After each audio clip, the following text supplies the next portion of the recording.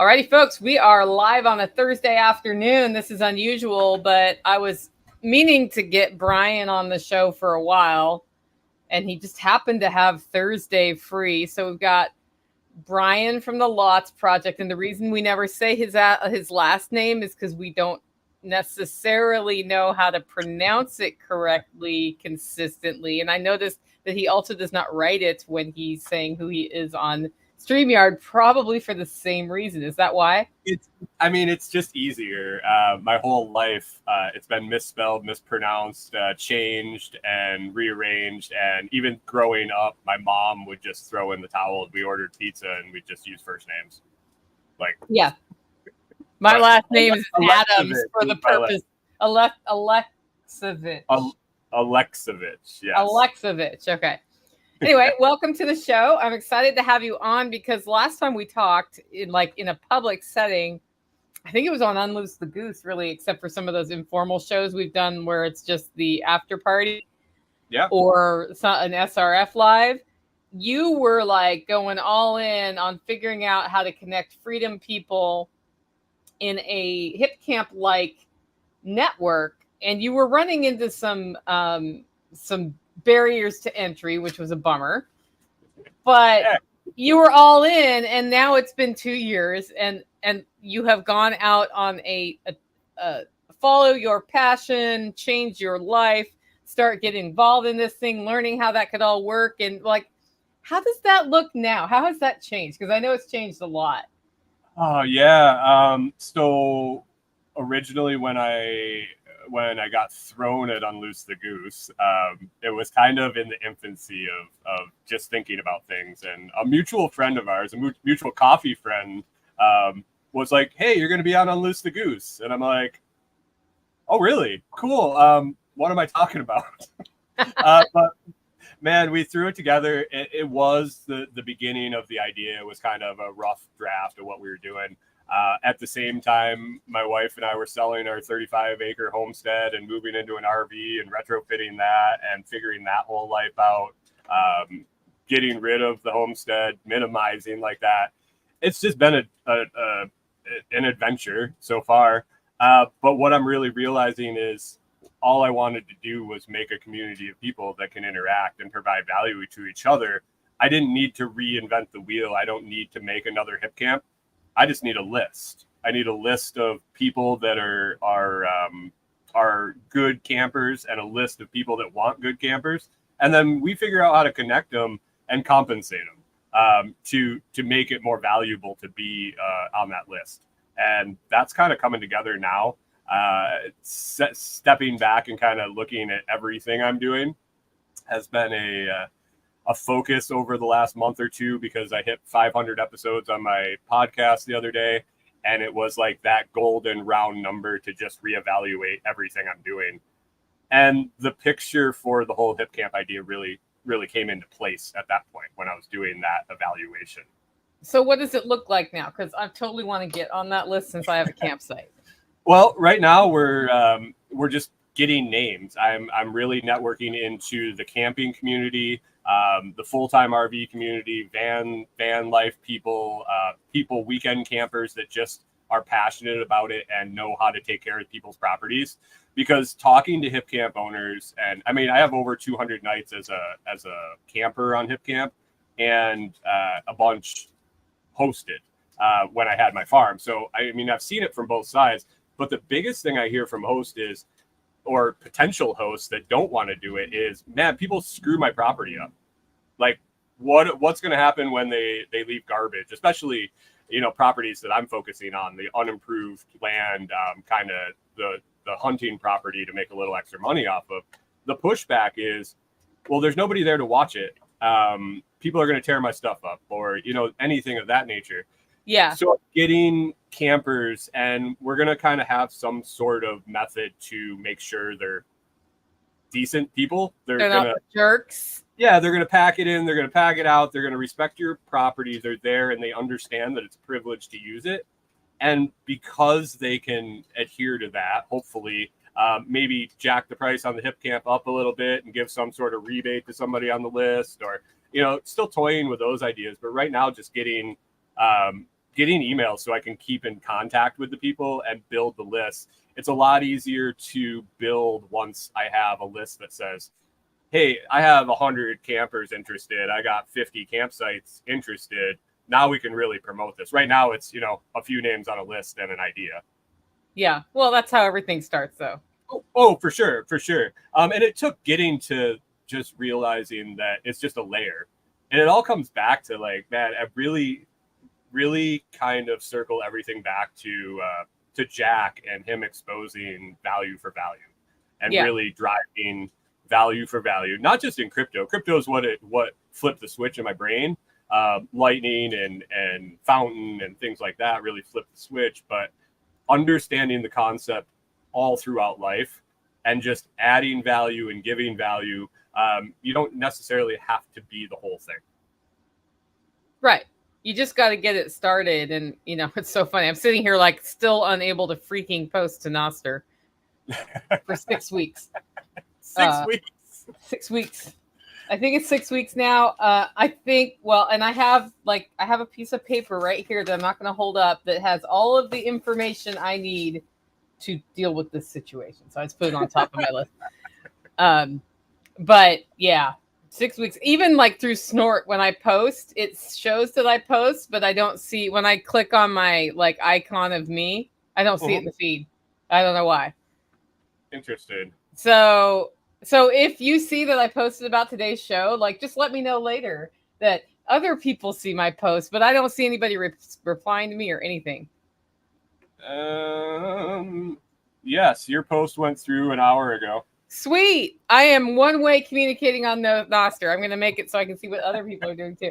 But that's the price you pay when you go into an early adopter mode on any technology, right? Is sometimes stuff goes wrong and you got to figure it out. The reason I didn't figure it out is, that I've had some serious stuff going on in the background and I kind of lost my crap over it because there was 2 full-time jobs for me to do and I didn't keep up with either of them well. And that was like, I was like, I am not spending the 15 minutes, and it will only be 15 minutes probably by the time I do it. Probably. I'm not spending that 15 minutes doing this because I got other shit to do, right? So it's gonna be 15 minutes or like 5 hours. It's gonna be one of those things. It's one or the other. Yeah. And I don't know which it is, right? Stupid hard to find. Yeah. But it's kind of funny how that goes. Anyway, back to the Lots project thing. I've done Airbnb a lot. Yeah. And when Jenny moved out of base camp, I listed that property furnished as an Airbnb. And of course, we've had a longer term rental from our network in that sense, like about a year ago. So it hasn't, like, every time Airbnb's like, we're about to list your property, I'm like, no, you are not. But what I did is I set up a coupon code for anybody who listens to me to use to get it way cheaper than if you just book it through Airbnb. Yeah, that's and then I'm like, we need like a keyword or something so people know this is one of those ones. Right. Yeah, that was it's kind of the idea. Brian Norton runs his camp out in Seattle, so I can test run stuff through him as far as listings and he's willing to jack around with his listing as I ask him and experiment with stuff. And we're looking at that. We're looking at like if it's hip camp, but I'm expanding out into like boondockers. There's several other different services that do the same thing. And if we can tie into all of them, but focusing on hip camp first, maybe giving hip cash back. Maybe on the administrative side as a camper, you pay a one-time fee to get everything set up, and then you get hip cash back every time you camp. So it's not basically a direct payment to them, but they get to utilize it. Like, it makes sense for people that are going to use it. That's what I want. I want it to be a benefit to everybody that uses it. Now, if the hip camp owner is charging $50 and they up it to $60 and give $10 back to the campers they want, I think that's a win-win. Yeah, I think so too. Let me see. I saw one here that was interesting.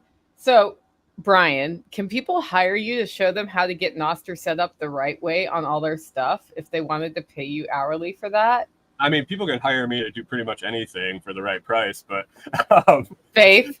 Yes. Yeah. Yeah, I do basic cryptocurrency consulting like Bitcoin.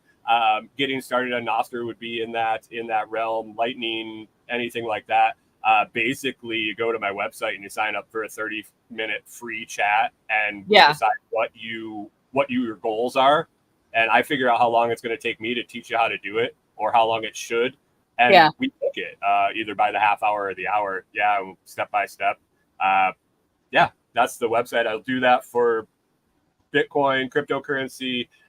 Comfree right now is getting rolled out. I was working on that before I came on and after. And Yeah. What's so that? Are you rolling out. selling Comfree or? Oh yeah. I never gave that up. I just figured out how to sell it when I didn't have any place to grow it.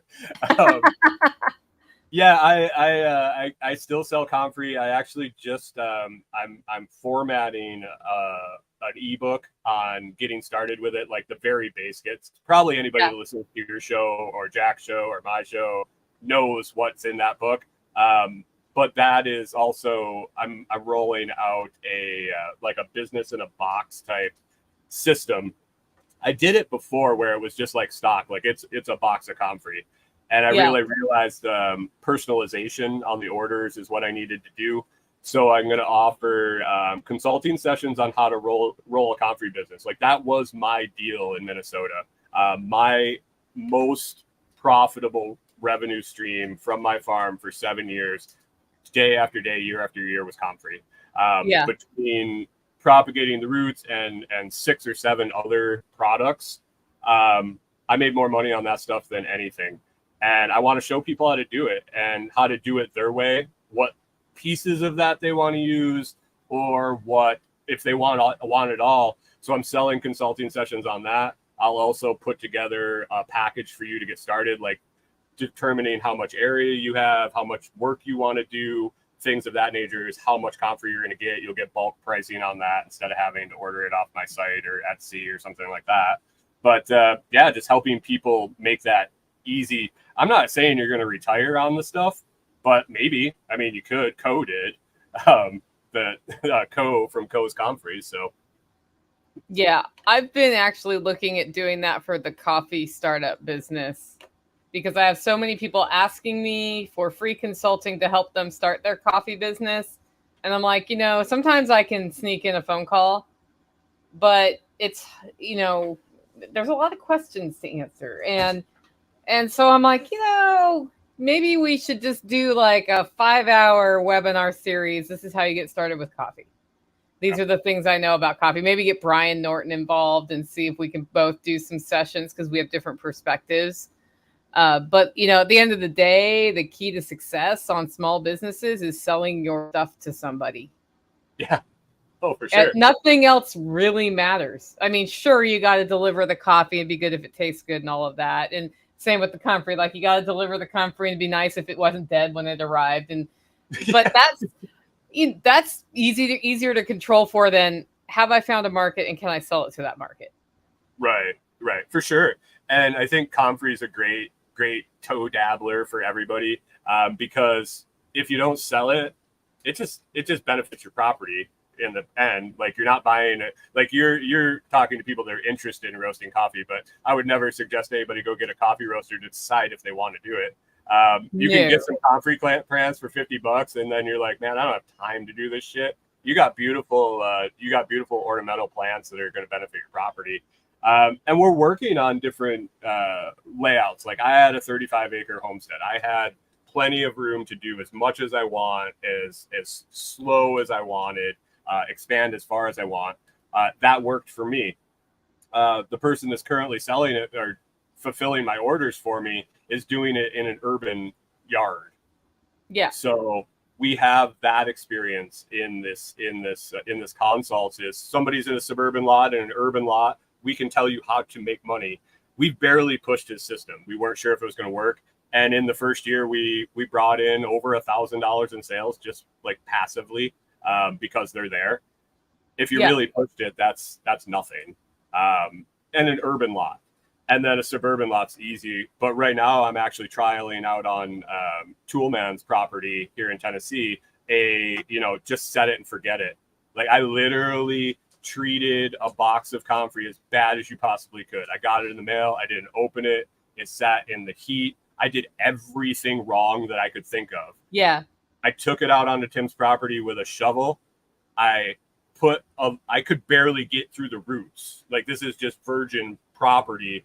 Right. I dug a little hole, dropped the comfrey in it, watered it just a little bit, and walked away for 2 weeks. And I've got some to propagate. So that's the hard part. Now that it's on the property, I can propagate it on the property, no problem. It's the mailing it there, establishing that fragile plant, and we did it with no input. So I'm going to figure that one out too. So we're going to have all sorts of information for people, no matter what your situation is. I'm literally swimming in comfrey right now.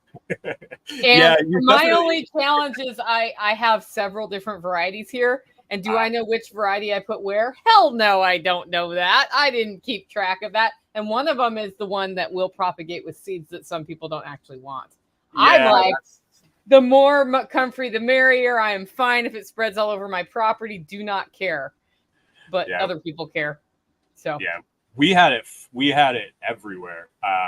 Like, I ran out of places to propagate it. Like, I had enough for what I wanted to do and like long term. I had 300 plants probably on the property, and they were just in a cycle. It was outgrowing my sales. And so I was like, I would just throw it in my compost, like the roots. I would just throw it in. So I was dumb. I can tell you so many things not to do on a homestead. Like, put your compost pile at the bottom of the hill, so when all the water rushes down in the spring after the snow melts, it pushes all the compost out into a nice, like, got a really fertile area next to the compost. Permaculture lessons learned, right? Yeah. Oh yeah. But I would just throw the roots out there when I was done on this, just like, it was washed out pine chips, like, down in the woods, and I just throw them. And there's these enormous plants everywhere. I had one pop up. I was propagating in the front yard, just grass. Dogs run over it all the time, and I would always just wash off the table. All of a sudden, there's a huge comfrey plant growing in the front yard, just from it just sat on the topsoil, and I'm like, this stuff is magic. Yes. Okay, I'm gonna interrupt the show to talk about something here. So we all know Bear Independent over in YouTube land, and he runs an organization called the Caleb House, KALEBHOUSE.org, and they are doing a fundraiser that ends at 8 p.m. today. It's $10 donations, and it's being used to build a rehab center for kids that have been rescued from sex slavery to rehabilitate, reintegrate into society, because the problem is children get rescued, put into the foster system, and resold into sex slavery. And they don't like that. So what has happened is a donor has offered up matching funds for up to $200,000 today. You go, you donate $10 and another $10 comes in. You can double your money. 8 p.m. tonight is when that ends. You just go to calebhouse.org, KALEBHOUSE.org. I actually threw him about $1,500 today or yesterday, and I'm hoping that matches. I don't know if it's just the first $10 of my donation or if it's the whole thing, but I was like, we got to max that out, right? So anyway, guys, it's a charity I believe a lot in. I know the people behind it, and I know they're actually doing what they say, which is pretty important to me. That was my commercial for the show today. I mean, definitely a worthwhile commercial for sure. Yeah. Anyway, okay, so let's get back here, and I've got a question starred. Do you need Florida camp/RV sites for your list? What was that? Put that back up. Sorry. Do you need Florida camp/RV sites for your list? I need everywhere campsites and campers and campsites. I mean, as soon as the lists grow, I want campsites everywhere. I want somebody to be able to take off in Maine and travel to stay at Brian's property in Seattle, and then to California and across to Florida, and be able to stay in network the whole way. That would be ideal. I mean, really. Yeah, we always talk about like the counter economy and the underground network, and then we go give our money to Walmart. Right. And I mean, and so Amazon and the very people who are freaking censoring us. right. Guilty, by the way. Oh yeah. I am the pot calling the kettle black on this one, but if I had a feasible way to stay places when I'm traveling somewhere where I know the money's going to another liberty fighter, another anarchist in our network, I would do it. Well, I mean, so here's the deal: we use their systems, but we take the profits. Like we give them their cut, give Caesar his cut, but at least you know where it's going after that. Like you pay your $50, they take their 20%, but the guy that's getting it in his pocket, the guy's property that you helped improve while you were there, maybe there's shovels sitting around, and that's another thing that I want to get into as this grows is placing some camp hosts. If somebody's got a property like Tim's here, placing somebody that's a full-time RVer that's permaculture minded or trained to do some work, maybe install some campsites, like manage that and facilitate that. I realize that I can't do all of them. Like I can do one. Yeah. Like, I'm currently working on one, but that's not a feasible thing for me to build that whole community that way. But there's plenty of people that know how to do that stuff. Yeah. And there's plenty of like-minded people that know how to do that. So camp hosts, people to run it, people to watch properties or clean, just like the whole service industry around Airbnb, you can use that in a camping world too. Yeah, because every time I get a hip camper here, it's 2 hours to get ready for the hip camper. It's not just that they come and stay and leave. No, I want to make sure that the outhouses have been recently cleaned. I usually put a bouquet of wildflowers in there at this time of year. In fact, I probably left it in there last time. And then, I have an outdoor kitchen that I don't hose it down every day. And so I was like, I better hose that down and make sure the outdoor shower is, freshly cleaned. That takes time. And if you could have somebody do that for you, it'd be awesome. You can be like, hey, you can stay here, but I need you to do that every time somebody comes in who's paying. Right. Dual sites are really nice. So we just took a big trip to South Dakota and got our residency in South Dakota. And came back. Congratulations. Yeah. I'm officially a non-resident resident of South Dakota. But we stayed at camps the whole way. And talking, and it was such a diverse group of styles of sites, everywhere from a gravel pit where it was basically we just pulled in, it was flat and it was great, it was gravel pit, but nobody anywhere, down to a guy that had he had a dozen tent sites and he was expanding to 8 RV sites on his property. Like he ran it and it was his pseudo part-time job. He had a part-time job and did that for the other part. And he was like the best hip camp in South Dakota 2 years ago and the runner-up this last year. He was like 6th in the nation. But that was like his main job all day, every day at his property. And, I stayed in a hayfield. I paid $50 to stay in a hayfield. It was the entrance. It's like where they pull in to graze. It was in Colorado in like the grazing district, and it was where they would pull in to load and unload cows, and the spot that wasn't in the fenced in pasture. And we just rolled in there, parked, and it was $50 for the night. I was like, this is perfect. No one anywhere. Yeah, it's kind of interesting. Okay, so I've had some clarification on the fundraiser. The donor will match every new $10 or more donor at the rate of $10 per one. So their goal is new people who haven't donated, by the way, with this. So anyway, so it's funny because Tactical and I have been in the process of acquiring some land near here for a while, and it's been kind of stuck behind paperwork, and it may be that the person has changed their mind. But if they unchange their mind, there's a really good flat area near water. Nice. And that's where I want to put multiple sites, because if you come stay at the Holler Homestead retreat, you're coming up steep hills. You have to walk, 50 yards to the campsite from where the outhouse is on a trail. it's hard to, you've seen it. It's hard to get a camper up in here.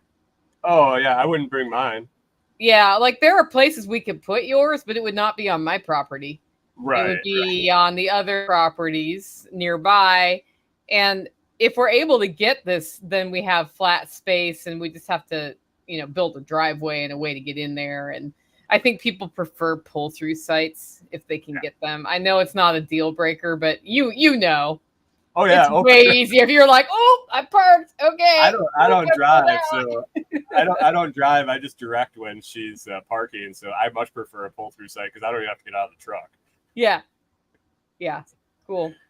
Can you make it so they pay up front, and if all is cleaned up, then it's returned until they have 5 camps, and then they would not need to pay up front? I think you can make it so anybody can do whatever, right? I mean, yeah, eventually if it's set up and run through private, through private funds. The really nice thing about HipCamp and their infrastructure and their size is the insurance, is the liability insurance that comes with them taking their cut. And also it's the advertising for the non in-network people. The challenge in building things is to get people to go in when there's nobody in. You know what I mean? Like, hey, Nicole, I got this network of 4 people that may be in Tennessee once every 5 years. You want to join in my network and let them get a discount at your camp? Yeah. You know what I mean? But if I can come to you and say, I have 5,000 campers nationwide and 1,400 campsites, would you like to participate? You'd be like, why not? Yeah. Well, yeah. I would. So it's and it wasn't the focus for a long time. Like, we had to get our bearings going and set, taking off everything. When I would get time to kind of put time into the project, something else that was more imperative would come up. And now we're kind of cruising where we've kind of settled in. We've decided we're probably to winter here just to see what it's like. It's Where are you? I'm in West Tennessee near Savannah. So we decided that actually Erin Sweet in the comments there, she actually hooked us up with this location, this spot. Sweet. And yeah, for sure. And it's the original goal when we left Minnesota was to find someplace else. Maybe not permanent, but someplace that we can go if stuff goes sideways, and moderate climate enough that we could make do if we had to. That's worst case scenario stuff.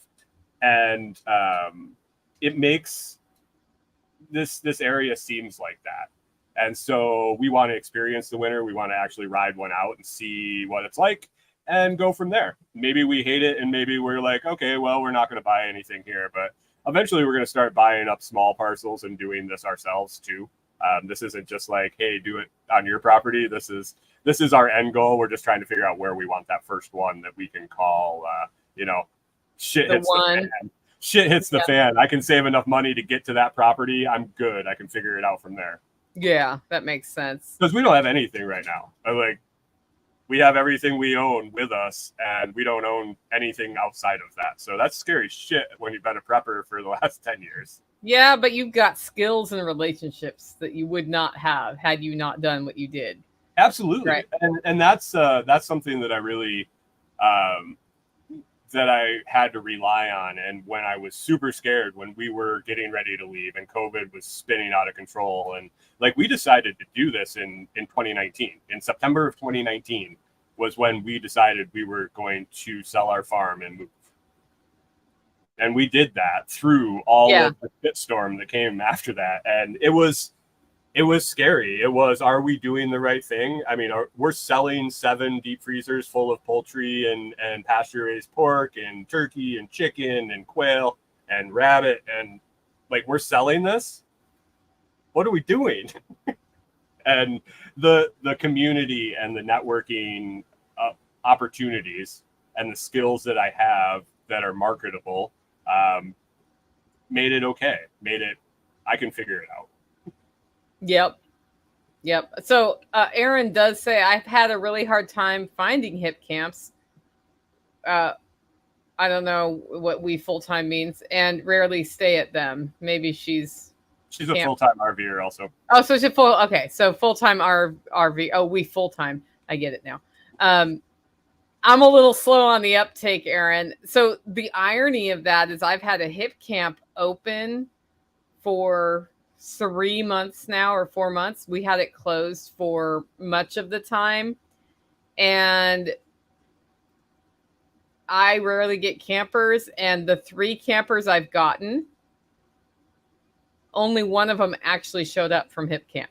Like the other ones, oh, no, 2 of them showed up. So one of them just no-showed me. And then the next one showed up and left because it was going to rain. They didn't want to get rained on. And then the third one actually stayed here. Yeah.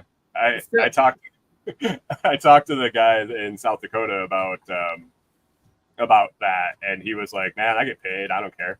Yeah. I mean, I don't care either, but it's just funny. Like you work your butt off, you get everything all clean. And then it's like, well, they're not here. Okay. Well, it's clean now. That's nice. You don't have to do it tomorrow. Let's cook in the outdoor kitchen tonight. Well, that's something I help people out too. Like, so I do the Bitcoin thing, the Comfrey thing. Hip camp's another thing with the experience I have running one and then using them extensively and kind of seeing what's popular, not just with me, but a variety of campers, talking to all those hosts, really looking at where the busy ones are located and kind of decoding where you want one. Like, hey, this would be a good area for a hip camp, because they're not like who wants to stay in the middle of southeast New Mexico where there's nothing. Like, oh, my hip camp isn't busy. What's your nearest major highway or city? That's those are the ones I see that do the best. Half hour to 45 minutes outside a major city where people want to get away but don't want to go that far. Yeah, and then Aaron's like, does your spot accommodate a 40-foot camper? You do not want to bring a 40-foot camper down my road ever, not even when I get the camper-friendly places. I would say 30 is okay. We've had a 32-foot here. We've had a 32 here. You're not going to believe this. I had a 32-foot up here parked with people staying in it at one point. How big is Joel's? I don't remember. Be like 28, maybe? 20, something like that. Yeah, there are like 5 places we could put Joel's. But I think my problem is also that my dogs cannot have other dogs on the property at this time. And when you're camping, a lot of people are camping with dogs. Yeah. And, that may change here as fencing improves, but until fencing improves, so I don't want my dogs attacking a dog and having a problem like that. I'd rather just be like, sorry, man. It's an option on the site, whether you allow pets and stuff like that.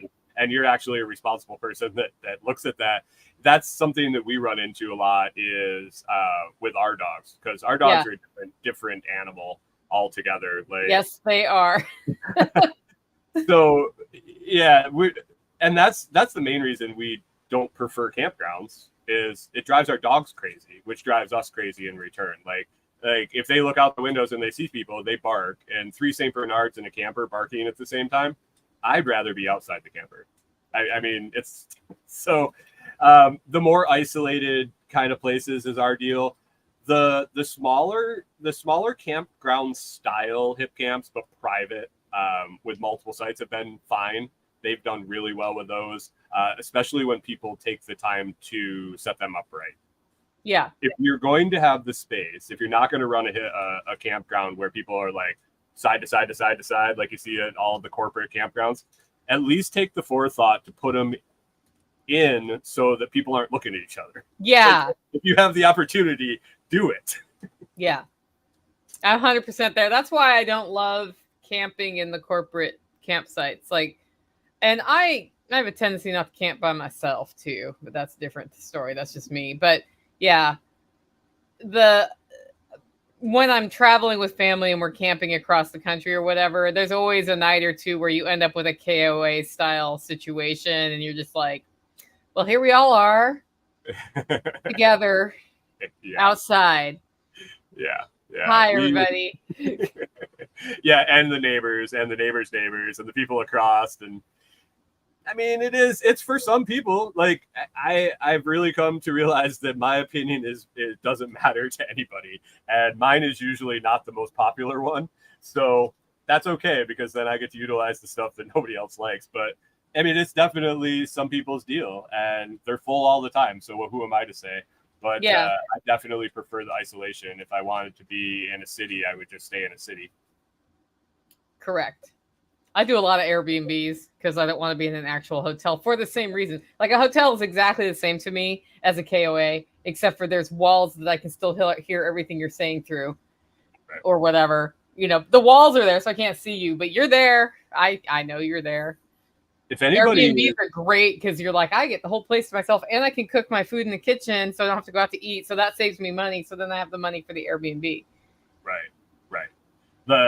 There was a hip camp we stayed at actually on our way back from South Dakota that they had a barn dominium that they put in an Airbnb, and I walked into it and I was like, how is this not booked constantly for like getaway retreats? I think it's the travel. I think it's not close enough to anything really, but the views and the inside of the barn dominium was absolutely unreal, and it was set up with like a conference room where you could have 8 to 10 people doing like a skills weekend or a workshop like that. It was unbelievable. And they had like potentially the world's tallest cow next door. Like, Were they advertising that? it's not their cow. Doesn't matter. Next Well, that's door what to the world's tallest cow. That's what I told her. But see, they measured it 3 years ago and it was 2 inches short. And Yeah.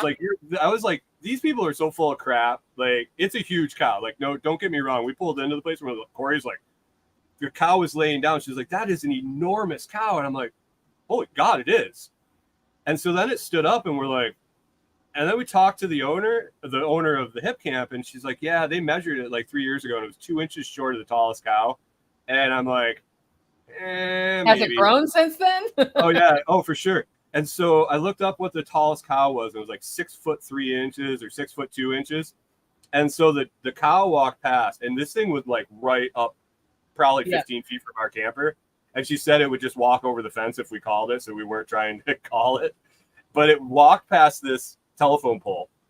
They just have electrical put in, so it had all the reference marks on it for like where the box was and all this. I'm 6'5", and I went out and stood next to that pole, and that cow was taller than me. Yeah. So I'm like, I would just start calling Guinness and have them come out. Don't even worry about it. She's like, we can't because we don't owe it. They won't allow people on the property to measure it. I'm like, put a damn yardstick next to the fence. Well, yeah, stuff like even that. if it's not the tallest, it's tall. It was, so it posted it in the butcher groups, and those guys were like, oh my God. It was. I don't want to mess with that.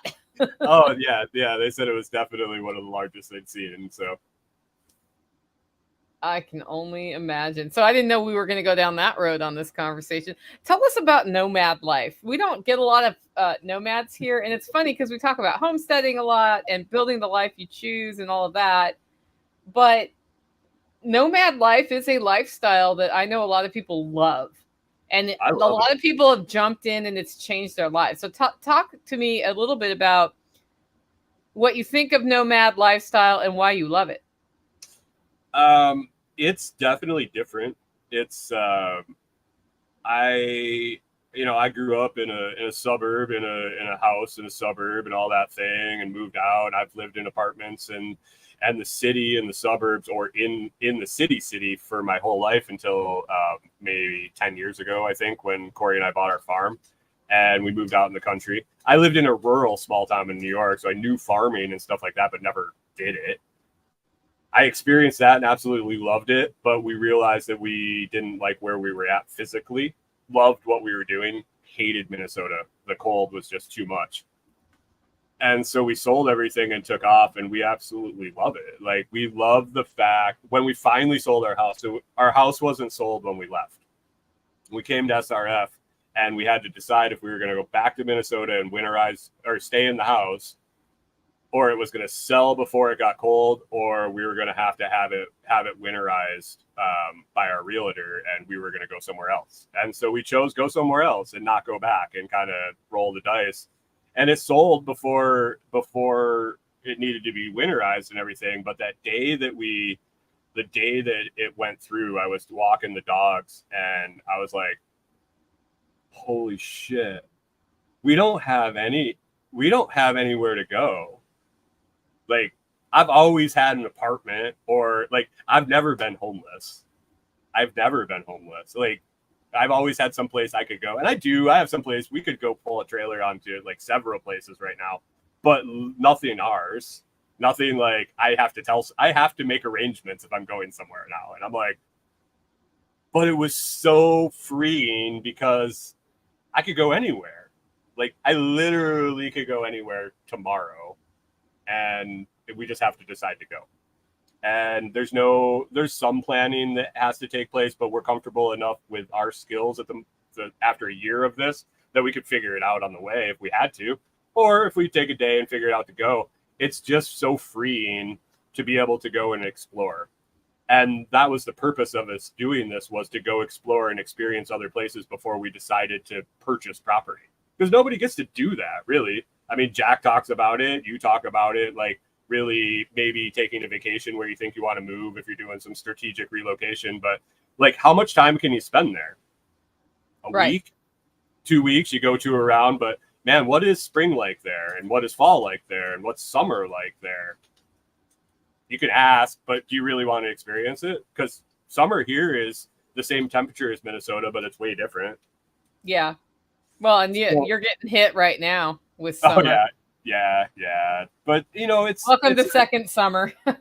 There's a couple more coming. Yeah, I've heard. Like, I found a farmer's market to go to, and I started talking to the lady that I buy lettuce from. That's the lady you want to know for the weather, because she's like, I won't have lettuce next week. It's all going to wilt. I'm like, oh, it's going to be warm. I don't even have to look at the weather forecast. I just talked to the lettuce lady.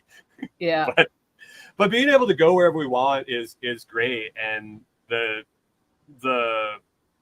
it really drives my problem solving skills, because you're always figuring shit out when you get someplace, whether something's breaking, whether something is you're trying to find where to get your groceries or where to get a good pizza. Hey, is there any good pizza in Tennessee? Because I have yet to find it. I don't know, because I don't eat pizza anymore. So well, I know you don't the answer is no. I think Nashville has the magic mushroom or something, was pretty good when I tried it. Are they like thick? They are not thick. I'm a New York Chicago? guy. New York. Okay. I'm a New York guy. I got nothing for you. You need to learn how to make pizza. Is there? Well, I know I've actually discussed this with Corey. There's an empty building, like I can see it from my window. That would be a fantastic pizzeria. Mellow mushroom. Yeah, sorry, it's the mellow mushroom. Is it sweet sauce here, I think? Oh, that too. Well, so my buddy Chef Brett helped. Well, he started the restaurant Mafiosa's in Nashville, and I don't know if he's still associated with it officially on a business level, but they do wood-fired pizza, but that's going to be a thinner crust. His sauces are not sweet. Yeah, that's what I found all in West Tennessee, is when I go to try to find pizza. It might be the right crust. They haven't got the crust right anywhere close, but the sauce is sweet everywhere. Like, every time, it doesn't have that acid that you need with the grease and the pepperoni. I mean, I'm a pizza. Yeah, that's one of my things. So I just made pizza from scratch here when I was eating pizza, and I make my sauce from tomatoes. And I do not add sugar. Right. Because yuck. But they're probably using a commercial sauce at that point. At most places are not making their sauce from scratch. They're just like bloop.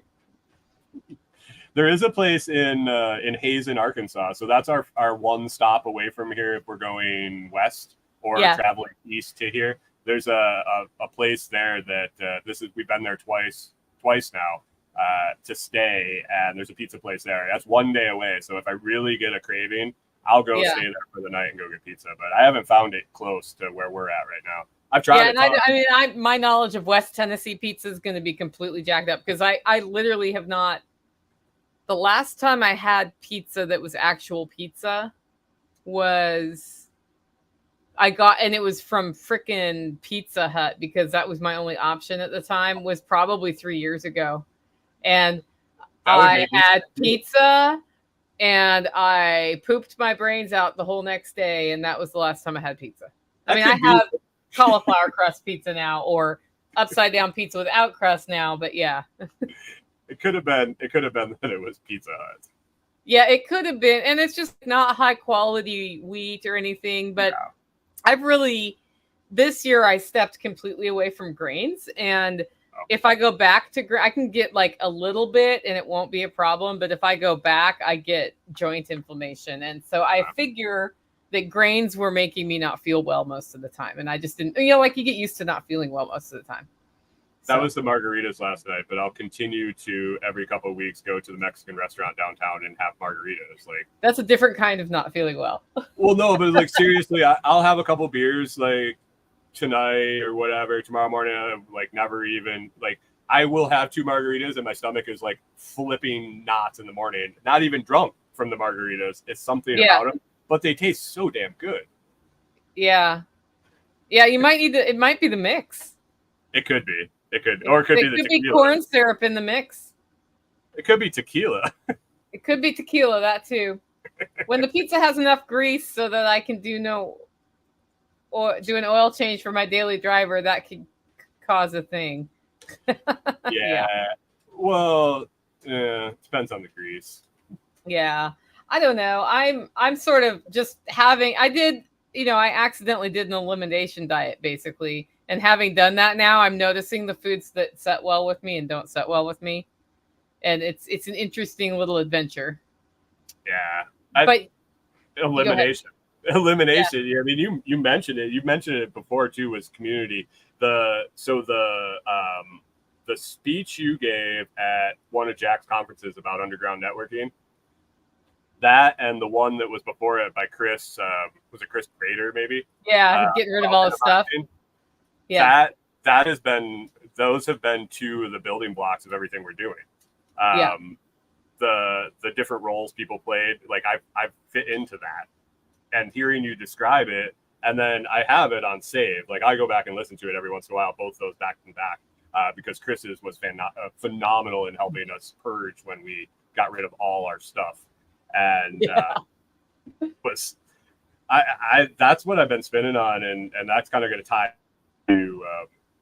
into SRF too. What I'm going to talk about there, I think, is a lot to do with community and the roles people play in community and how you realize it, and it just hits you in the face, and you're like, okay, yep, and you just accept it because that's who you are. Yeah, I think I actually need to go back on another underground networking circuit. I kind of stopped giving that talk for a year because I've given it so many places to the same people. Right. Like, do you guys need to hear this one again? Because you just heard this one. So I don't know. We'll see. I'm doing a really cool talk called the 15-Minute Homestead in a few weeks out at the Midwest Preparedness Project. And that's going to be a fun one because it's just how 5 to 15-minute projects stack up to keep you productive on the homestead without being overwhelming, which is how I have to manage here. Like I got home yesterday from being at an undisclosed location, finishing writing a book. And I came home, got to the house by about 4:30 p.m., which is, the sun's no longer hitting the garden here at 4:30 p.m., which is good in Tennessee. I go out there and there was like epic bean crop had arrived, and I had all these tomatoes, and I canned beans last night. Nice. So after traveling and being tired and all that stuff, I still managed to can beans because I've set up my canning to do it in it takes 5 minutes of my time or 15 minutes of my time, and then it doesn't take my time. Yeah, it does its thing. Yeah, that was our MO on the homestead. We had a 5-year plan. So when we started it up, I was commuting 90 miles one way, and on this ungodly schedule too. It was 2 on, 2 off, 3 on, 2 off, 2 on, 2 off, 3 off, or something. That sounds terrible. Oh, it was ungodly. At least it wasn't day to night because it was 12-hour shifts. and I was a control room operator, and I was the lead technical lead. So I was there for like 14 to 15 hours and driving back and forth. And by the time you got to your first day off, all you want to do is sleep. And the second day off, all you wanted to do was not do anything because you had to go do it again for 2 days in a row.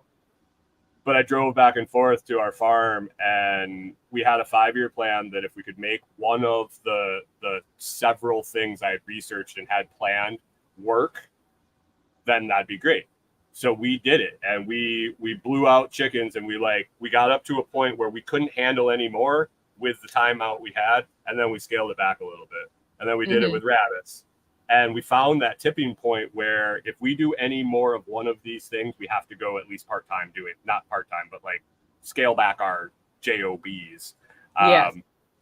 And then at the end of the 5 years was kind of about where we had our tipping point. But that efficiency, realizing if you're going to have one chicken, you might as well have 14, or maybe it's 22, because the amount of time it takes you to take care of them is close enough. Right.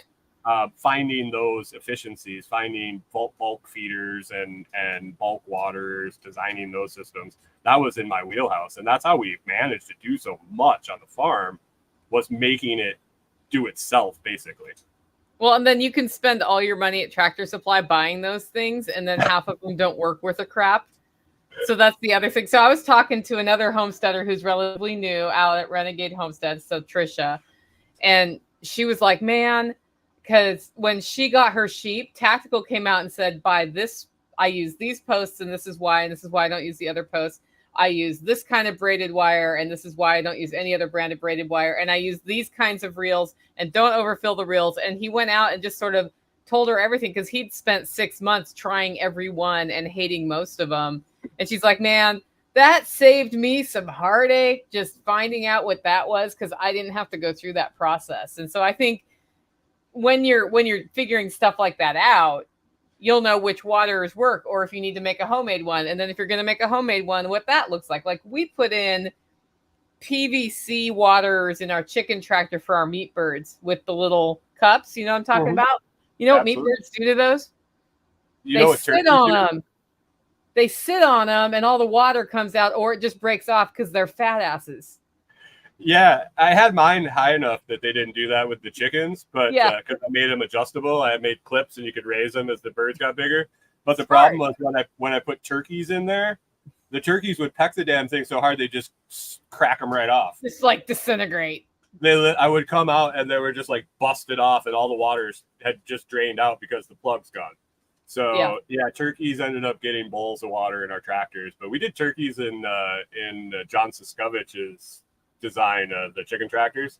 I just modified it and put a roost in there for them, and they worked fantastic for a few birds. I think we got like 6 or 8 in them. Oh, that's cool. Yeah, we did. Maybe it was the turkeys who started breaking those off, but I thought it was the meat birds.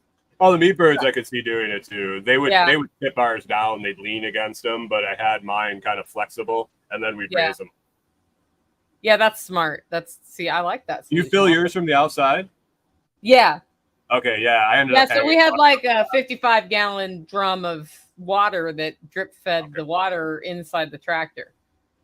Do you guys know the trick to turning a 5-gallon bucket into a water?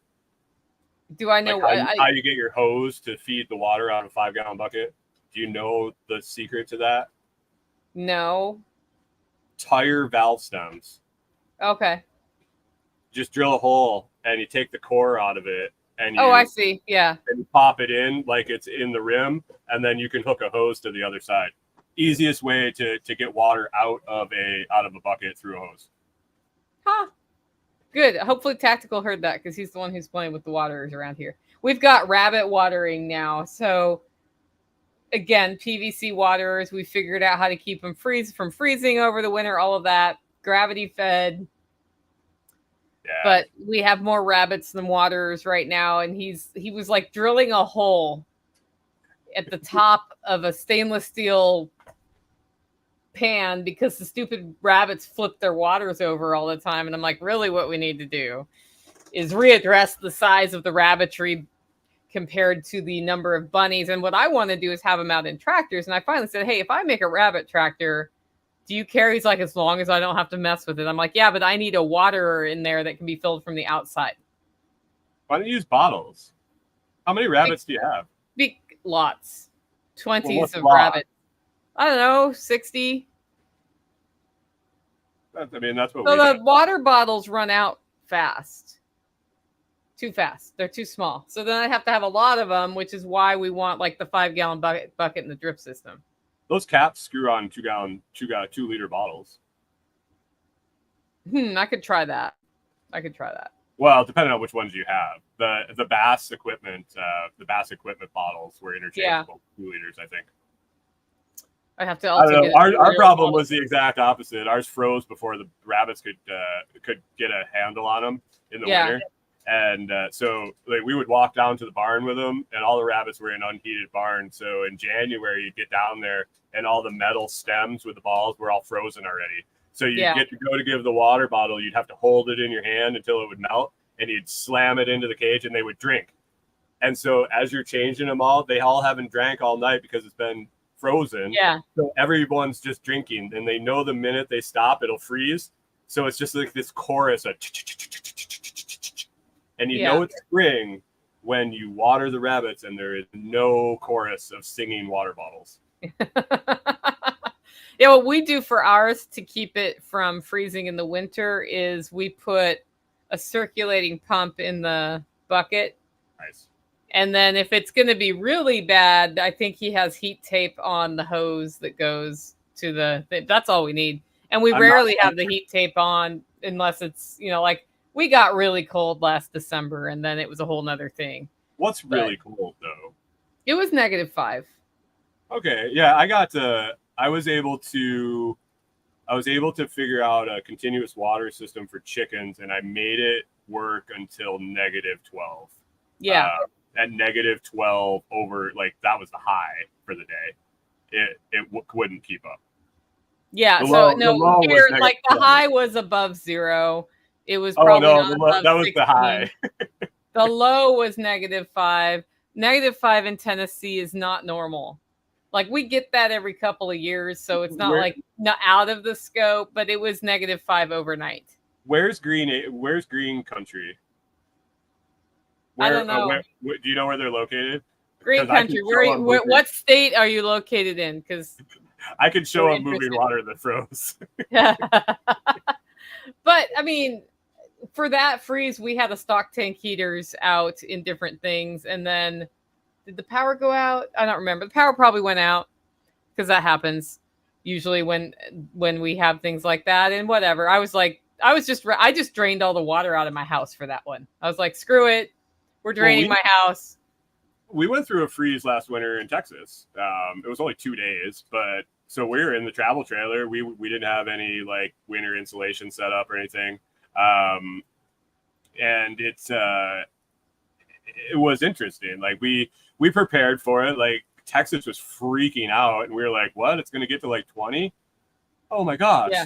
But we had to do stuff with our water. We drained our water. We got buckets and jugs, and I filled up at the Renegade Butcher's shop and had them in the trailer. And we got a wood stove in the trailer, so we just kept her rolling. So you were cozy. Oh yeah, I mean. It was chilly. I'm not gonna say I got like a cubic mini wood stove, and it'll bring it up a decent amount in here. But when it's 20 degrees outside, it's people think it's uncomfortable. I thought it would be uncomfortable. I thought the temperatures and the different things that I'm experiencing and living with minimal stuff, I thought I would be miserable. I didn't think I'd be miserable. I didn't realize how much you adapt to your conditions around you. Yeah, so green country is in northeast Oklahoma, by the way. Oh, yeah.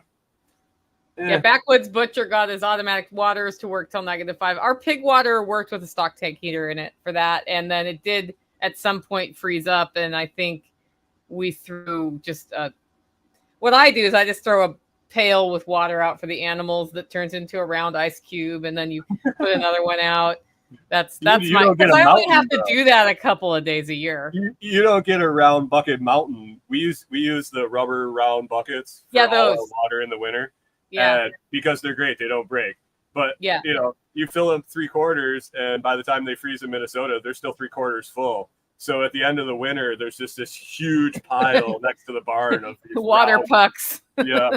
And when they melt, they run right through the compost pile. Yeah, by the way. So put your compost pile high on the property so the nutrient can, roll downhill.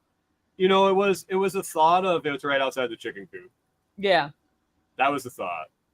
Yeah, my duck coop's at the bottom of the hill too, which is problematic for that reason. Because whenever we scoop it out, we bring the compost all the way to the top of the hill to compost.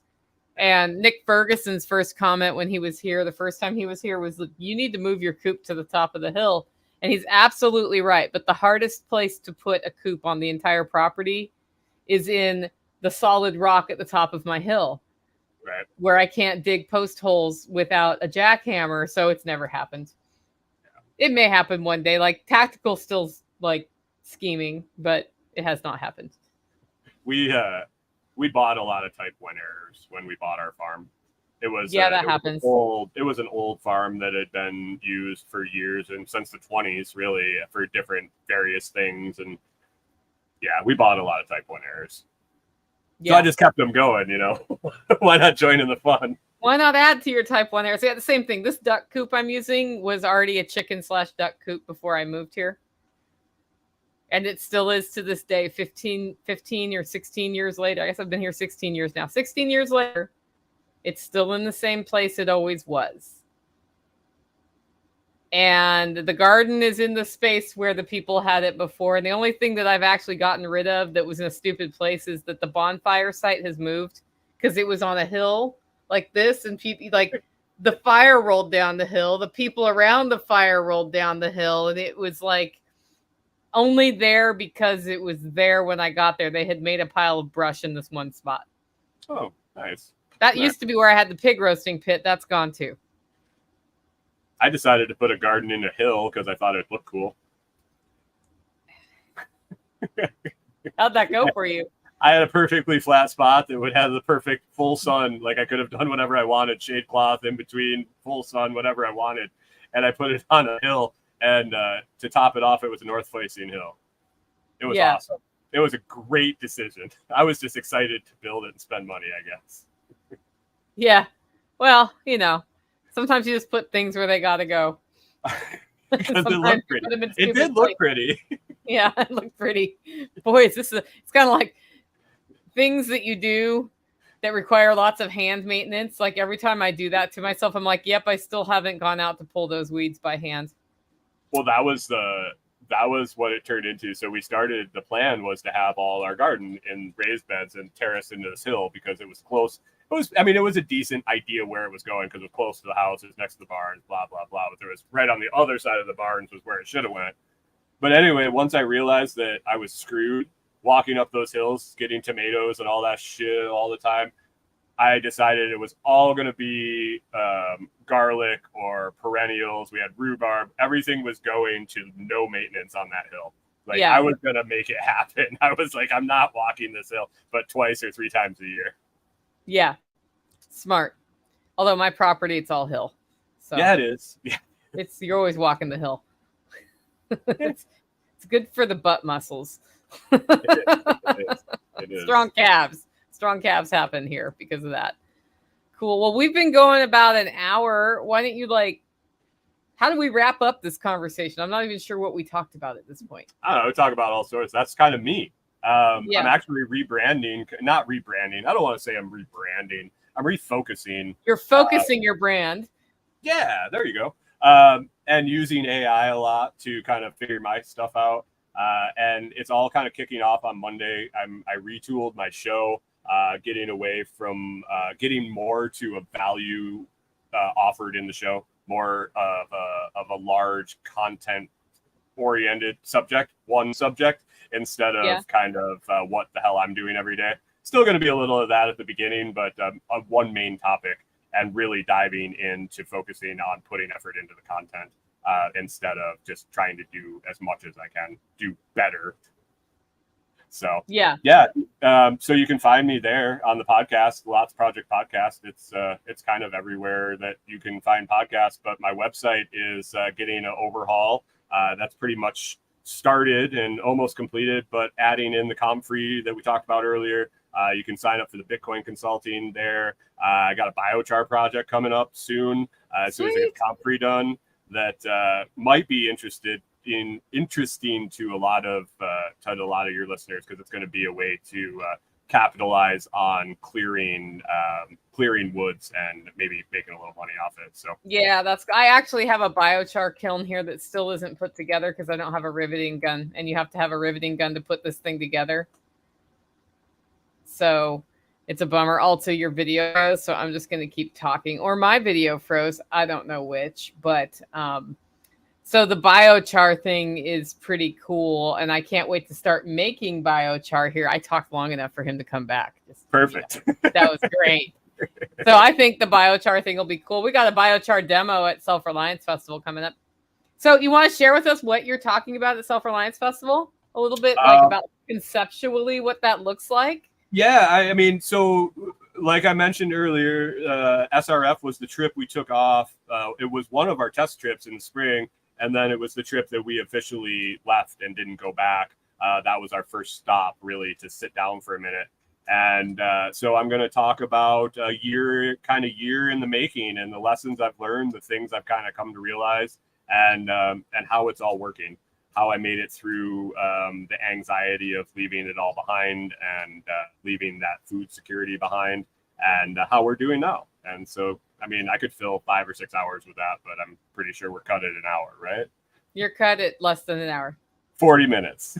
40, 45. It depends on if you want time for questions or not. I think that's going to be a great topic, because a lot of people come to Self-Reliance Festival knowing they want to make a change and feeling like they can't do it, and they can't figure out how. And one of the things that you did was you greatly simplified your life, which caused to, I'm sure, a rapid reduction in expenses. Yeah. And with that, you were suddenly able to do more in some ways, but you had to come to like grips with the emotional feelings of insecurity of not having an address, which I can understand how that would be hard. But that's the quote unquote sacrifice you made, and then along the way you discovered you liked the lifestyle. So and that's how it's like you made yourself uncomfortable and discovered some things about yourselves that are pretty cool. And I hear, a lot of people are like, how do I get land? And then I bring, we talk with somebody about how they got land, and the answer is I lived in a teepee for a year on my land with getting water from the creek. That's how I got my land. And people are like, that's not the answer I wanted. And it's like, but that's the answer you got. Well, yeah, that's for sure. One of the topics I'm going to kind of spin in on my show a lot is full-time RV living, camping, that kind of thing, hip camp. It just kind of ties in. But one of the things is really the truth about it. Do you save money if you stay at KOA and Jellystone Park every night for weeks on end? I mean, I can pay my mortgage cheaper than that. But what about, finding those sites that aren't that much, or, free land? There's plenty of free land in this country you can stay on. You just got to be willing to go there and do the things it takes to stay there. Yeah. And there's a lot of those things. So I think that's going to be a fascinating topic. We really haven't covered the nomad lifestyle much at Self-Reliance Festival, and you can still be self-reliant and a nomad. In fact, you're very self-reliant with your setup, which is pretty cool. Like, you may not have 7 years of food in your camper with you, but I bet you know how to make some power work and filter some water. Yeah, and I mean, I did build enough community that I figured this one out. I just bought a quarter beef. Sweet. I mean, you can see it behind me. That's the refrigeration and freezer we have right there, and that they're not normal size in a camper. Yeah, and I know that they work weird. They don't work the same as a fridge. Yeah. But through community connections and finding the right people, I was able to get a quarter beef and secure a place to have it and get it as I can take it. So it's fantastic. Yeah. So I'm looking forward to seeing that talk at Self-Reliance Festival. And guys, definitely check out the lotsproject.com if you want to check out everything Brian's doing. He is launching a new website soon. So if you go there today, you might not see the new website, but is it going to be out by next week? Oh, it's there. Okay, great. I took 8 hours straight to get it functional, and now I'm just making it better. Okay, so there might be little glitches, is what you're saying. Okay. Yeah, email me if you have any issues. info@thelotsproject.com is a great way to get a hold of me. Yeah. Aaron says 3 weeks in the KOA in Connecticut is $1,700. Exactly. It's way less to come to the Holler Homestead Hip Camp. I'm just saying. but you can't have dogs. Anyway, thanks for making time to be on today, and I hope to get you back on soon to talk about whatever else comes to mind next time. Anytime. Talk to you later. Appreciate you being